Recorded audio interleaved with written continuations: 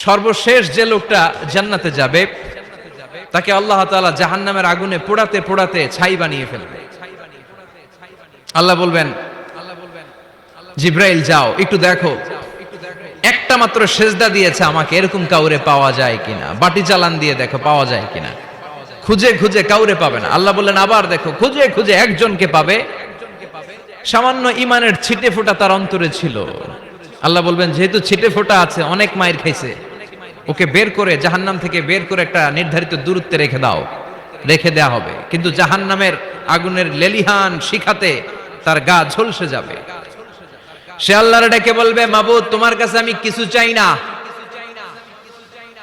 জাহান্নাম থেকে তুমি আমাকে বের করেছো, জীবন নদীর পানি তুমি আমার গায়ের মধ্যে ঢেলে দিয়েছো, আমি আবার সজীবতা ফিরে পেয়েছি। আমি তোমার কাছে জান্নাত চাই না, শুধু নিরাপদ একটা দূরত্বে আমাকে রেখে আসো, যাতে জাহান্নামের আগুন আমারে কষ্ট দিতে না পারে।